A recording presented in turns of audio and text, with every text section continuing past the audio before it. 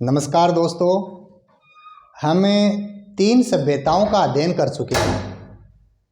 कालीबंगा सभ्यता, बेराट सभ्यता और गणेश्वर सभ्यता। यानी आज तक हम 3 सभ्यताओं का अध्ययन कर चुके हैं और आज हमारी जो सभ्यता है वो रहेगी आहाड़ सभ्यता। तो लिखो आप आहाड़ सभ्यता।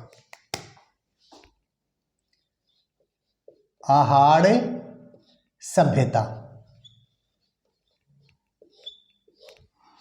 अब देखो, यानी कोई भी सभ्यता पढ़ो तो उन सभ्यताओं में हम 3-4 बातें हैं वो क्रमबद्ध रूप से पढ़ते हैं, जिससे हमारे याद करने में आसानी रहती है, सीखने में आसानी रहती है।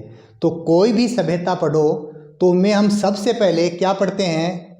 एक तो उस सभ्यता की स्थिति, यानी सबसे पहले हम क्या पढ़ते हैं? किसी भी सभ्यता की स्थिति, यानी वो कहाँ स्थित है।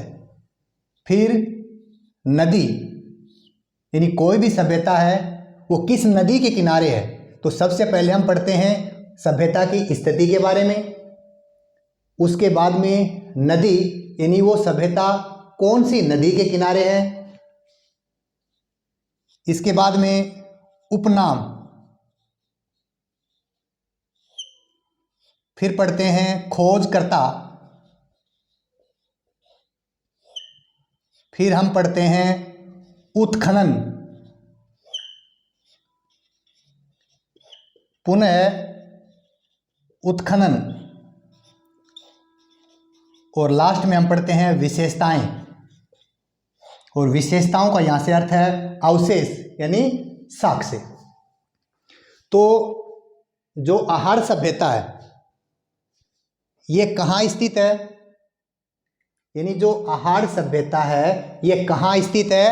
उदयपुर में। यानी कौन से जिले में स्थित है? उदयपुर जिले में। और उदयपुर जिले के अघाटपुर गांव में। यानी अपनी जो आहाड़ सभ्यता है ये कहाँ स्थित है? उदयपुर जिले के अघाटपुर गांव में। यानी कहाँ स्थित है? अघाटपुर गांव। और ये अघाटपुर जो गांव है ये कहाँ स्थित है? उदयपुर जिले में। तो अपना जो पहला प्रश्न है वो क्या हो गया कि आहाड़ सभ्यता कहाँ स्थित है? उदयपुर जिले के अघाटपुर गांव में। यानी आहाड़ सभ्यता है वो कहाँ स्थित है? उदयपुर जिले के अघाटपुर गांव में। नंबर 2, आहाड़ सभ्यता कौन सी नदी के किनारे है? यानी जो आहाड़ सभ्यता है ये किस नदी के किनारे है? आयड़। और इसी नदी का दूसरा नाम है बेड़च।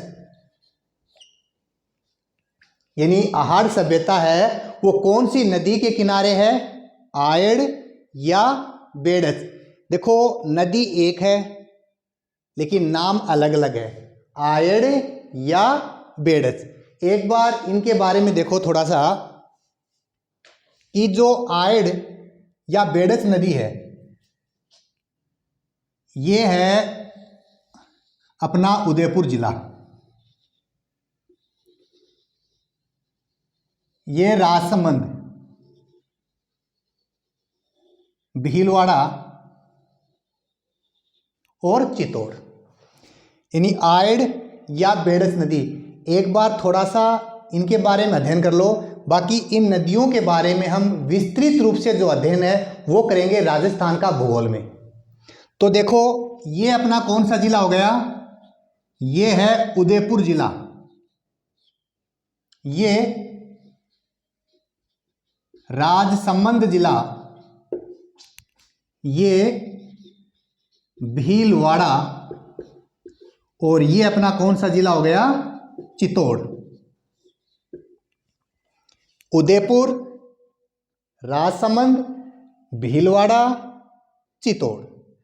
अब देखो, अपना जो उदयपुर जिला है इस जिले में यहां एक पहाड़ी है।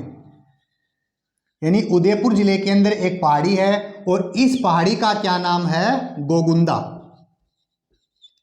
उदयपुर जिले में स्थित एक पहाड़ी है और इस पहाड़ी का नाम क्या है? गोगुंदा की पहाड़ी। गोगुंदा की पहाड़ी। अब देखो, जो आयड़ नदी है, इस नदी का जो उद्गम है वो कहाँ से होता है? उदयपुर जिले में स्थित गोगुंदा की पहाड़ियों से। यानी आयड़ जो नदी है इसका उद्गम कहाँ से होता है? उदयपुर जिले में स्थित गोगुंदा की पहाड़ियों से। अब देखो, यहाँ एक झील है, यहाँ एक झील है और इस झील का नाम क्या है? उदय सागर झील। उदय सागर झील। यानी गोगुंदा जो उदयपुर जो जिला है इसमें जो पहाड़ी है उसका नाम क्या है? गोगुंदा की पहाड़ी। यहां एक झील है, इस झील का क्या नाम है? उदय सागर झील। भीलवाड़ा के अंदर एक जगह है और इस जगह का नाम है बिगोद या बिगोदा। यानी भीलवाड़ा जिले के अंदर कौन सा गांव है, कौन सी जगह है? बिगोद। अब देखो, उदयपुर जिले में स्थित जो गोगुंदा की पहाड़ियां हैं, इन पहाड़ियों से कौन सी नदी का उद्भव होता है? वो नदी है आयड़। यानी कौन सी नदी का उद्भव होता है? आयड़। उदयपुर स्थित गोगुंदा की पहाड़ियों से आयड़ नदी का उद्भव होता है और ये आयड़ जो नदी है ये जल को लेकर के सर्वप्रथम कौन सी सागर में, कौन सी झील में मिल जाती है? उदय सागर झील में। यानी गोगुंदा की जो पहाड़ियां हैं यहाँ से आयड़ नदी का उद्भव होता है और वो आयड़ नदी का जो पानी है वो सबसे पहले कहाँ मिलता है? उदय सागर झील में। अब देखो बात क्या है, ये जो आयड़ नदी है इसका नाम उदय सागर झील में, यानी ये जो आयड़ नदी है जो गोगुंदा की पहाड़ियों से उद्भव होता है और इसका जल उदय सागर झील में मिलने से पहले इस नदी का तो नाम क्या है? आयड़ नदी। यानी उदय सागर झील में मिलने से पहले इसका नाम क्या रहेगा? आयड़ नदी। जब आयड़ नदी का जो पानी है वो उदय सागर झील में मिल जाता है, जब आयड़ नदी का जो पानी है वो उदय सागर झील में मिल जाता है और उदय सागर झील के बाद इस नदी का जो पानी है वो कहाँ तक जाता है? बिगोद, भीलवाड़ा के बिगोद तक। और उदय सागर झील में पानी गिरने के बाद इस नदी का नाम क्या हो जाता है जी? बेड़च।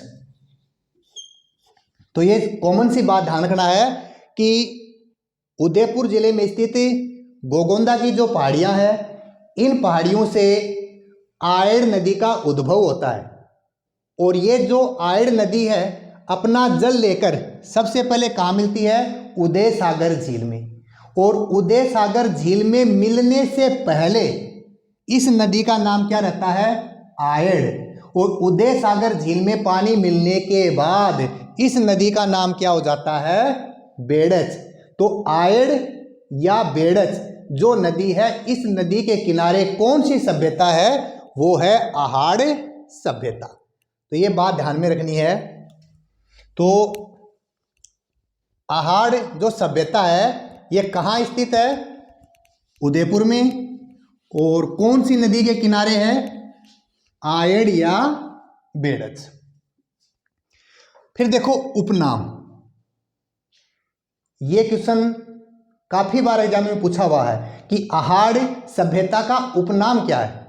तो आहाड़ जो सभ्यता है इसका जो उपनाम है अपने को दो नाम ध्यान में रखने हैं। नंबर 1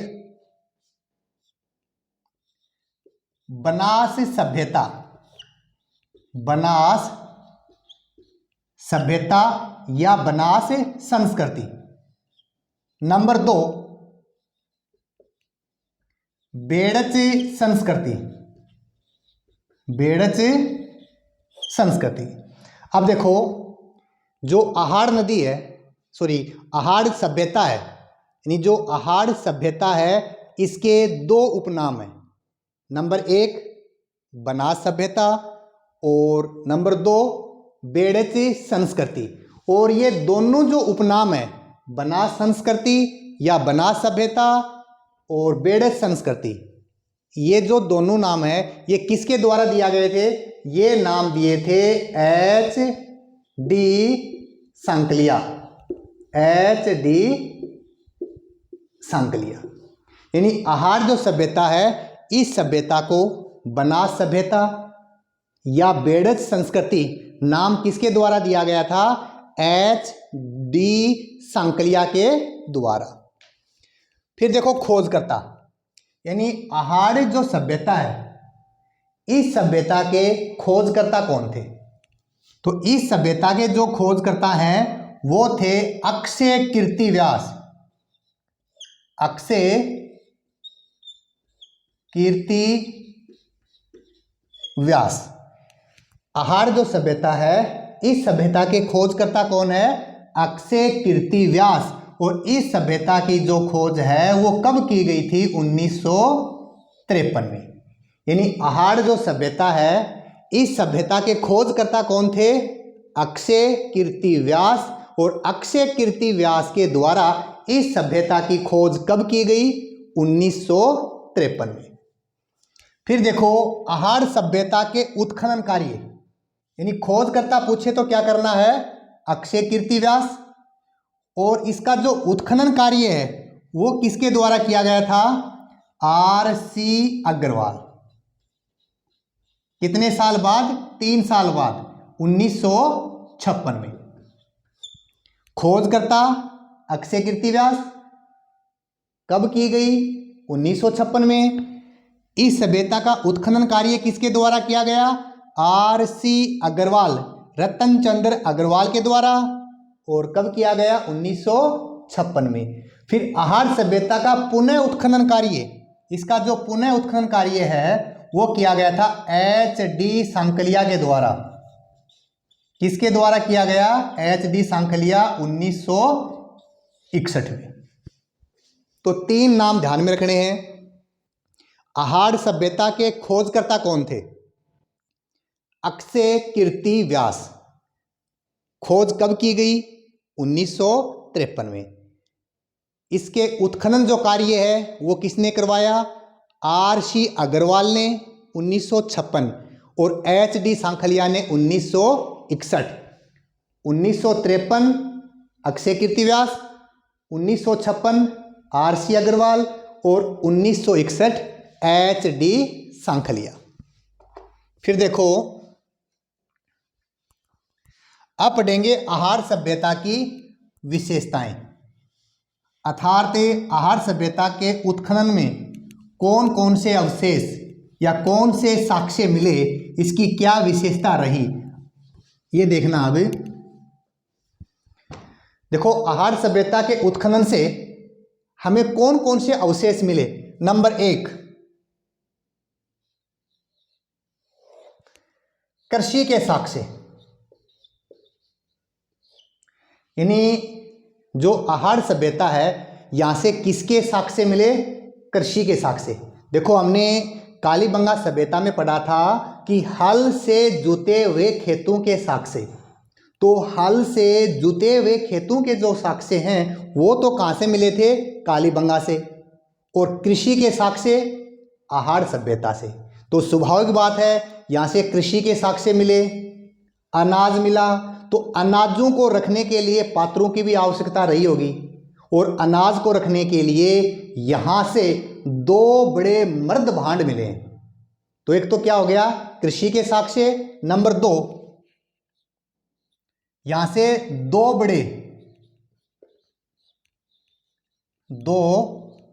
बड़े मृद भांड, यानी जो आहार सभ्यता है यहां से 2 बड़े मर्द भांड के साक्ष्य मिले। और इसीलिए इसको बड़े मर्द भांड वाली संस्कृति भी कहते हैं। यानी आहार जो सभ्यता है यहां से अनाज रखने के लिए 2 बड़े मर्द भांडों के साक्ष्य मिले हैं। और 2 बड़े जो मर्द भांड है उनके नाम क्या थे? देखो एक तो है गोरे, यानी 2 बड़े जो मर्द भांड मिले हैं उसका एक का तो नाम क्या है? गोरे, और दूसरे का नाम है कोठे। कोठे। गोरे और कोठे ये क्या है? आहार सभ्यता में मिले दो बड़े मर्द भांड, और इसीलिए इसे गोरे या कोठे मर्द भांड वाली संस्कृति भी कहते हैं। बड़े मर्द भांड वाली संस्कृति कौन सी है? आहार। गोरे व कोठे मर्द भांड वाली संस्कृति कौन सी है? आहार सभ्यता। तो यहां से क्या मिले हैं? दो बड़े मर्द भांडों के साक्ष्य मिले हैं। एक का तो नाम क्या है? गोरे, और दूसरे का नाम क्या है? कोठे। नंबर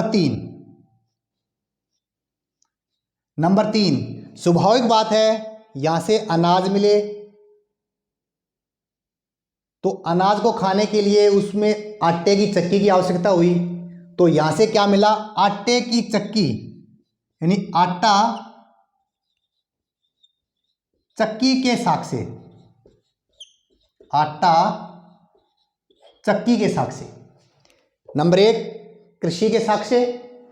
नंबर 2 यहां से दो बड़े मर्द भांड मिले, एक का तो नाम है गोरे और एक का नाम है कोठे।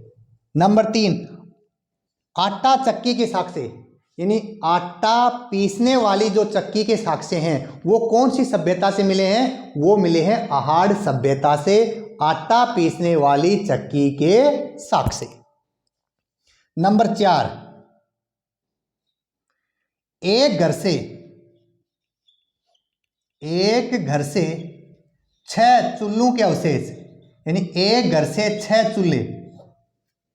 देखो कालीबंगा जो सभ्यता है वहां हमने पढ़ा था तंदूरी चूल्हे, तो तंदूरी जो चूल्हे हैं उनके साक्ष्य तो कहां से मिले थे? कालीबंगा सभ्यता से। और यदि एग्जाम में प्रश्न ये आता है कि एक घर से 6 चूल्हे के अवशेष कौन सी सभ्यता से मिला? आहार सभ्यता से।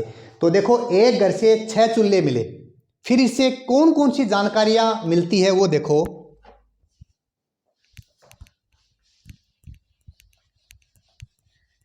यानी इस सभ्यता से एक घर से क्या मिले? 6 चूल्हे। तो इससे हम ये अनुमान लगा सकते हैं कि एक घर में यदि 6 चूल्हे थे तो वहां बहुत सी महिलाएं काम करने वाली थी, बहुत से लोग खाने पीने वाले थे। तो एक घर से 6 चूल्हे मिले, तो यहां से किसके प्रमाण मिले? सामूहिक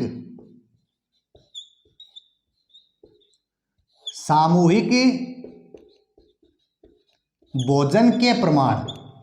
भाई स्वाभाविक बात है कि एक घर से यदि 6 चूल्हे मिले हैं तो वहां सामूहिक भोजन हुआ करता होगा, तो सामूहिक भोजन के जो प्रमाण है वो कहां से मिले हैं? आहार संस्कृति से या आहार सभ्यता से।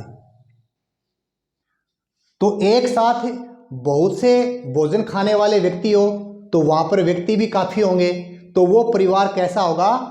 सामूहिक परिवार अर्थात संयुक्त परिवार। संयुक्त परिवार यानी एक घर से मिले 6 चूल्हों के अवशेष, सामूहिक भोजन के प्रमाण और संयुक्त परिवार। और यह स्वाभाविक है, जहां परिवार में ज्यादा लोग होंगे, जो संयुक्त परिवार होगा उसका जो मुखिया है वो होगा पिता। तो यह सभ्यता कैसी थी? पितृ सत्तात्मक। तो यह सभ्यता कैसी थी? पितृ सत्तात्मक। देखो कालीबंगा जो सभ्यता है वो थी मातृ सत्तात्मक और वो नगरीय सभ्यता थी, जबकि आहार जो सभ्यता है इसमें परिवार कैसे थे? पितृ सत्तात्मक, यानी संयुक्त परिवार थे, पितृ सत्तात्मक। और जहां संयुक्त परिवार होगा तो स्वाभाविक बात है वो कौन सी सभ्यता होगी? ग्रामीण सभ्यता। तो अपनी जो आहार सभ्यता है ये कैसी सभ्यता है? ग्रामीण सभ्यता। सामूहिक भोजन के प्रमाण मिले यहां से। आहार सभ्यता में परिवार व्यवस्था कैसी थी? संयुक्त परिवार, पितृ सत्तात्मक। और ग्रामीण सभ्यता यानी आहार सभ्यता कैसी है? ग्रामीण सभ्यता। ये ध्यान में रखना है। इसके बाद देखो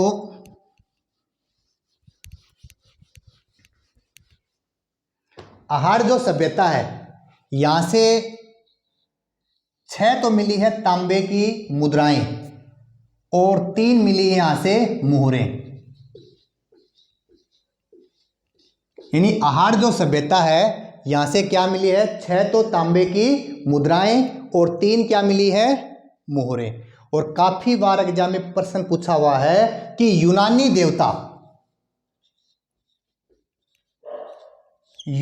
देवता अपोलो की प्रतिमा,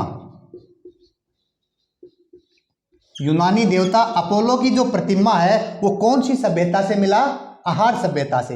देखो यहां तांबे की कितनी मुद्राएं मिली, 6, मोहरें कितनी मिली, 3। यहां से एक तांबे की जो मुद्रा मिली है उसमें एक तो त्रिशूल का चित्र है और इसके चारों ओर यूनानी भाषाओं में लेख लिखे हुए हैं। और एक यहां से जो प्रतिमा मिली है, मोर के ऊपर जो चित्र मिले हैं वो किनके हैं, यूनानी देवता अपोलो के। और अपोलो को किसका प्रतीक माना गया है, सूर्य का। तो ये प्रश्न इंपॉर्टेंट ध्यान रखना है कि यूनानी देवता अपोलो की प्रतिमा कौन सी सभ्यता से मिला, आहार सभ्यता से। और यूनानी देवता अपोलो किसका प्रतीक माना गया है, सूर्य का। आहार सभ्यता से कितनी मुद्राएं मिली, तांबे की 6 और कितनी मोहरें मिली, 3। फिर देखो आहार जो सभ्यता है, यहां मृत व्यक्ति को आभूषण सहित दफनाने की परंपरा थी। यानी राजस्थान की उस सभ्यता का नाम बताइए जहां मृत व्यक्ति को आभूषण सहित दफनाया जाता था। तो आहार जो सभ्यता है, यहां मृत व्यक्ति को आभूषण सहित दफनाने की परंपरा थी, क्योंकि यहाँ के लोग पुनर्जन्म में विश्वास करते थे। और जो शव को दफनाते थे उसका जो सिर है वो तो होता था उत्तर की ओर और पैर दक्षिण की ओर। तो मृत व्यक्ति को आभूषण सहित दफनाने की जो परंपरा है वो कौन सी सभ्यता में थी, आहार सभ्यता में। फिर देखो आहार सभ्यता का जो समय है वो डॉक्टर गोपीनाथ शर्मा के अनुसार माना गया है 1900 ईसा पूर्व से 1200 ईसा पूर्व। अर्थात ये सभ्यता है ये लगभग 4000 वर्ष पुरानी सभ्यता है। तो डॉक्टर गोपीनाथ शर्मा के अनुसार इसका जो समय है वो क्या है, 1900 ईसा पूर्व से लेकर 1200 ईसा पूर्व। फिर देखो आहार जो सभ्यता है, यहां से हमने क्या पढ़ा, कृषि के साक्ष्य, एक घर से 6 चूल्हों के साक्ष्य, संयुक्त परिवार, पितृ सत्तात्मक, ये ग्रामीण सभ्यता थी। यहाँ से यूनानी देवता अपोलो की प्रतिमा मिली है और अपोलो किसका प्रतीक माना गया है, सूर्य भगवान का। यहाँ से 6 तांबे की मोहरें मिली हैं, 6 तांबे की मुद्राएं मिली है और 3 तांबे की क्या मिली है, 6 तो हो गई मुद्राएं और 3 यहाँ से क्या मिली है, मोहरें। इसके बाद देखो यहाँ माप तोल के बाट मिले, यानी इस सभ्यता से क्या मिले हैं, माप तोल के बाट। इस सभ्यता से क्या मिले हैं, माप तोल के बाट। और यहां से तांबा गलाने की भट्टियों के भी साक्ष्य मिले। यानी जो आहार सभ्यता है यहां से क्या मिला है, तांबा गलाने की भट्टियों के साक्ष्य। और आहार सभ्यता का जो अंतिम चरण है वहां से लोहे के प्रयोग के भी साक्ष्य मिले। यानी लोहे के प्रयोग के जो साक्ष्य हैं वो आहार सभ्यता के अंतिम चरण से मिले हैं। आहार जो सभ्यता है इसके नामांकन के संबंध में कुल कितने मत प्रचलित हैं। यानी जो आहार सभ्यता है इस सभ्यता के नामांकन के संबंध में कुल कितने मत प्रचलित हैं, 3। देखो यानी नामांकन के संबंध में प्रचलित जो मत हैं वो कितने हैं, 3। नंबर 1 ताम्रवती, नंबर 2 अघाटपुर,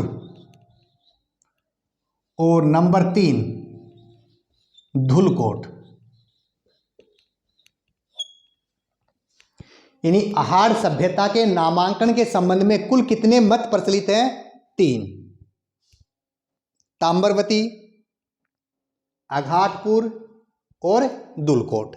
देखो, इस सभ्यता को ताम्रवती यानी उत्खनन से प्राप्त सर्वाधिक तांबे के उपकरण मिलने के कारण इस सभ्यता को क्या कहा गया? ताम्रवती। अघाटपुर यानी इस सभ्यता के उत्खनन में अघाटपुर दुर्ग के साक्ष्य मिलने के कारण अघाटपुर। नंबर 3 धुलकोट यानी आहार सभ्यता के स्थानीय निवासियों के द्वारा प्रदत्त नाम क्या है? धुलकोट। यानी आहार सभ्यता के स्थानीयों के द्वारा जो प्रचलित नाम है, जो प्रदत्त नाम है, वो क्या था? धुलकोट। आहार सभ्यता के उत्खनन से कौन से दुर्ग के साक्ष्य मिले? अघाटपुर। उत्खनन से सर्वाधिक तांबे के बर्तन मिलने के कारण क्या नाम पड़ा? ताम्रवती। तो आहार सभ्यता के नामांकन के संबंध में 3 मत प्रचलित है, ताम्रवती, अघाटपुर और धुलकोट। ये बात ध्यान में रखनी है। फिर देखो, यहां से यानी आहार सभ्यता से वृषभ, यानी आहार सभ्यता से वृषभ अर्थात बेल की मृण्मय मूर्तियां या बेल की आकृति मिली है। यानी आहार सभ्यता है, यहां से वृषभ या बेल की आकृति मिली है या मृण्मय मूर्तियां मिली है और इनको किसकी संज्ञा दी गई है? बनासियन बुल। बनासियन बुल, ये ध्यान रखना है, बनासियन बुल। वृषभ यानी बैल की आकृति या बैल की जो मृण्मय मूर्तियां हैं, इनके साक्ष्य कहां से मिले हैं? आहार सभ्यता से। और इनको किसकी संज्ञा दी गई है? बनासियन बुल की। देखो, ये टेरीकोटा के प्रमाण है। किसके प्रमाण है? टेरीकोटा। तो टेरीकोटा के जो प्रमाण हैं वो कौन सी सभ्यता से मिले हैं? आहार सभ्यता से, क्योंकि वृषभ या बैल की जो मृण्मय मूर्तियां मिली हैं ये टेरीकोटा के प्रमाण है। वैसे मान लो एग्जाम में ये पूछ ले कि टेरीकोटा कला कहाँ की प्रसिद्ध है, तो टेरीकोटा जो कला है ये प्रसिद्ध है मोलेला गांव, और मोलेला गांव कहाँ स्थित है? राजसमंद में। लेकिन टेरीकोटा के जो प्रमाण है वो कहाँ से मिले हैं? आहार सभ्यता से। और जो बेल की आकृति मिली है इनको किसकी संज्ञा दी गई है? बनासियन बुल की संज्ञा।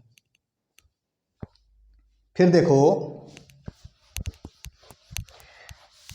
कि जो आहार सभ्यता है, क्वेश्चन यह आ जाए कि राजस्थान की उस सभ्यता का नाम बताइए, राजस्थान की उस सभ्यता का नाम बताइए जहां से मेवाड़ के सिसोदिया राजवंश का समाधि स्थल मिला। यानी मेवाड़ का जो सिसोदिया राजवंश है उसका जो समाधि स्थल है वो कहां से मिले हैं? आहार से। देखो, आहार को महासतियां भी कहा गया। क्या कहा गया है? महासतियां। क्षत्रिया वगैरह पढ़ोगे वहां पढ़ना है, महासतियां। और आहार सभ्यता से हमें मेवाड़ के सिसोदिया राजवंश का समाधि स्थल मिला है। यहां 2 बातें ध्यान में रखनी है कि आहार सभ्यता से मेवाड़ का जो सिसोदिया राजवंश है उसमें सबसे प्राचीनतम जो समाधि स्थल है वो किसका है? तो प्राचीनतम जो समाधि स्थल है वो है अमर सिंह प्रथम का। अमर सिंह प्रथम। तो प्रथम जो समाधि स्थल है वो तो किसका है? अमर सिंह प्रथम। और आहार सभ्यता से सबसे भव्य या सबसे सुंदर जो समाधि स्थल है वो किसका है? संग्राम सिंह द्वितीय। संग्राम सिंह द्वितीय का। दोनों बातें ध्यान में रखनी है कि आहार सभ्यता से मेवाड़ का जो प्राचीनतम समाधि स्थल है वो तो किसका मिला है? यानी मेवाड़ का जो सिसोदिया राजवंश है उसका जो प्राचीनतम समाधि स्थल है वो तो किसका है? अमर सिंह प्रथम। सबसे भव्य या सबसे सुंदर जो समाधि स्थल है वो किसकी है? संग्राम सिंह द्वितीय की।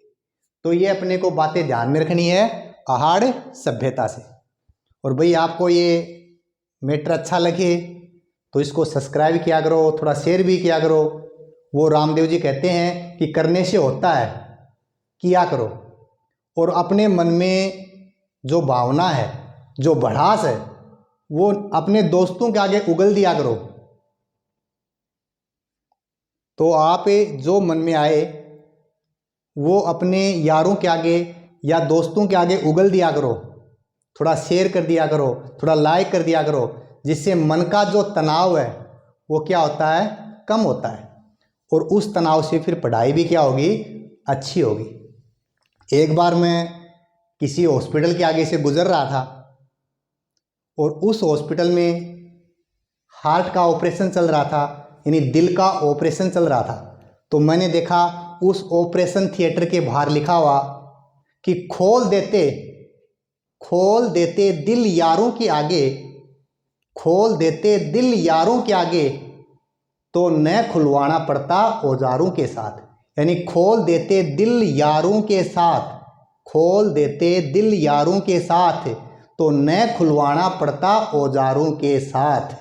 तो ये बात है भाई। मैटर अच्छा लगे तो थोड़ा शेयर, सब्सक्राइब या लाइक ज़रूर किया करो। धन्यवाद। और अगली वीडियो में हम टॉपिक पढ़ेंगे राजस्थान की कला एवं संस्कृति से। और राजस्थान की कला एवं संस्कृति है, उसमें हमारा जो टॉपिक रहेगा काफ़ी महत्वपूर्ण टॉपिक है। वहाँ से हर एग्जाम में दो तीन क्वेश्चन पूछे जाते हैं। और वो टॉपिक रहेगा राजस्थान के रीति रिवाज। और उनमें हम पढ़ेंगे राजस्थान के रीति रिवाज, रस्में, यानी जन्म से संबंधित रस्में, वैवाहिक रस्में, शौक से संबंधित रस्में, प्रथाएं, राजस्थान की वेशभूषा और राजस्थान के आभूषण। और इससे संबंधित जो टॉपिक रहेगा राजस्थान का रीति रिवाज, वो पढ़ेंगे हम अगली वीडियो में। धन्यवाद।